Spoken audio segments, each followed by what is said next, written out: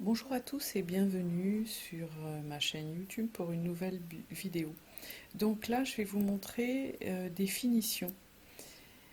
En effet, j'ai fait un petit tuto sur mon Facebook où vous verrez comment faire les motifs, etc., le graphisme de la boucle. Là, je vous montre comment faire une semelle en y incrustant des anneaux. Je trouve ça très pratique parce que ça permet de pas de ponçage et pas de perçage, ce que j'aime pas. Donc là, j'avais choisi des, pour des boucles d'oreilles, j'avais choisi déjà mon modèle et j'ai fait ma pièce en fonction de ces pièces-là. Donc j'ai créé mon emporte-pièce à la dimension de mes apprêts. Donc là, j'utilise un tapis en mousse qu'on peut trouver chez Leclerc, Action, Jiffy. C'est pour mettre sur un évier pour poser la vaisselle. C'est bien pratique, c'est pas très cher et vous découpez un morceau et vous l'utilisez pour faire de la texture sur votre semelle et vous allez voir, c'est super pratique. Donc là, ma pièce est cuite, hein, bien sûr. Donc c'est une pièce que je résinerai par la suite. Donc là, je prends une fine couche de polymère ou de fimo, ou de cernite, hein, comme vous voulez, donc noir. Après, les couleurs, pareil, vous faites ce que vous voulez. Là, je viens par-dessus ma pièce. Bon, j'aurais pu le faire en dehors de ma pièce, hein, sans aucun problème, avec mon cutter que j'ai utilisé pour ma première face. J'en fais deux, puisque c'est une paire de boucles d'oreilles que je fais. Voilà. Je retire le surplus, je décolle mon fond. Je travaille toujours sur une vitre, hein, c'est plus pratique quand vous utilisez cutter parce que au moins ça reste sur la vitre et ça se déforme pas. Après, vous pouvez prendre votre vitre et hop, au four. Donc là, je prends ma pièce, je la pose sur mon tapis et je viens mettre ma face sur cette pièce. Alors faites attention si c'est de la pâte noire de ne pas salir votre pièce surtout. Là, je prends des anneaux et je vais les placer en fonction de mon apprêt ou comme je le désire. Il faut réfléchir avant de faire effectivement vos pièces où vous allez les mettre. Donc là, je redécoupe puisque j'ai abîmé la deuxième pièce. Je redécoupe et voilà, c'est parti. J'essaye de vous donner mes trucs quand je travaille. Donc là, voilà, ma pièce, elle est là. Vous pouvez mettre de la fimo liquide. Bon, là, moi, j'en ai pas mis parce que je vais vraiment écraser ma pièce et enlever les bulles d'air qui peut y avoir entre les deux pièces et ça adhère quand même assez bien. Donc j'ai pas eu besoin, mais bon, vaut mieux par sécurité mettre de la fimo liquide ou de la cernite liquide comme vous voulez. Mais bon, moi là je l'ai pas fait. Mais ça va pas partir. Donc là, vous voyez, je viens d'écraser. Alors surtout écraser les bords. Voilà, je viens souder, on va dire, mes bords avec ma première pièce. Donc vous voyez, mes deux pièces sont très fines. La première, je l'ai fait sur le milieu de la machine, et donc c'est-à-dire vers 3 4 oui 3 plutôt. Et la, la semelle un peu moins vers 4. Et là, vous voyez, j'appuie bien. Donc le tapis permet d'être homogène et d'avoir une petite texture qui est bien pratique. Vous voyez, vous venez rabattre sur le côté pour que ça fasse une petite bande bien homogène, bien régulière. Pas un truc tout dégueu. Alors au début, ça va être peut-être un peu compliqué à réaliser, mais après, vous allez voir, on prend le pli. Là, vous coupez ce qui va en trop dépasser, mais vous allez voir, c'est quand même assez sympa, je trouve, en finition. Franchement, j'aime bien les finir comme ça, et ça me prend moins la tête. Alors faites attention, parce que des fois, effectivement, la pâte noire est assez molle, et là, c'est de la fimo, et elle colle au tapis, mais bon, c'est pas grave, hein. Donc regardez, elle est jolie comme texture, j'aime assez ce granulé. Donc vous venez aplatir ce qui dépasse hein, quand vous décollez. Mais vous voyez déjà c'est pas mal.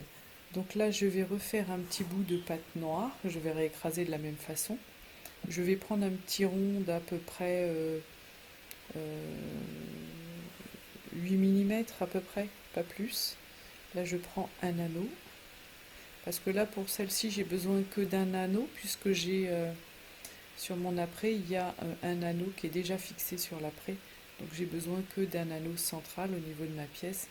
Et vous verrez, ça finira la pièce super bien.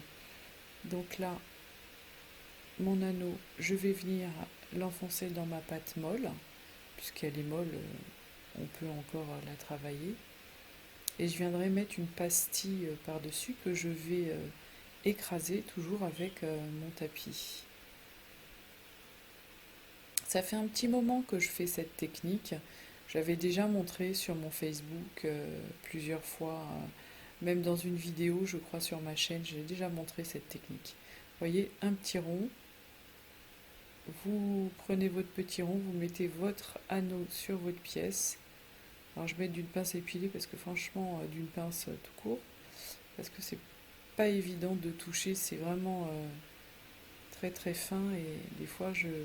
Alors essayez de mettre l'ouverture dans la pâte, comme ça vous n'aurez pas de problème.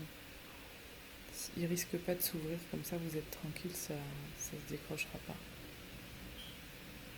Vous voyez, c'est minutieux, mais comme je tremble, c'est pas évident. Voilà. Donc bien au centre, hein, bien sûr, essayez de bien viser. Vous appuyez un petit peu, voilà, vous vous aidez du tapis, c'est pas mal. Et je mets mon petit rond dessus, comme ça. Une belle finition, voilà. Et je vais venir écraser pour souder mon petit rond et lui donner une texture le même que le dos. Vous voyez, c'est impeccable. Voilà, j'aime bien les belles finitions, j'aime bien quand c'est bien fini, j'aime pas quand on voit plein de défauts. C'est vrai que c'est pas... Voilà, moi j'aime pas trop, donc... surtout que c'est souvent pour moi les boucles d'oreilles, donc j'aime bien quand elles sont bien finies. Vous voyez, voilà. Donc là, vous avez une pièce. Bon, essayez de, voilà, de pinailler un petit peu sur les détails si ça vous convient pas, hein. Il n'y a pas d'urgence puisque la polymère durcit au four. Donc c'est pas parce que vous prenez votre temps que voilà, elle va sécher. Alors, moi j'aime bien faire ça tranquillement. C'est un loisir avant tout pour moi. Je sais que pour d'autres c'est un métier, donc je peux comprendre qu'elles aillent rapidement ou qu'elles limitent les finitions, mais là comme c'est pour moi. Donc la deuxième boucle d'oreille, rebelote, on fait la même chose. Donc je vous laisse regarder, je vous prends un petit peu plus loin.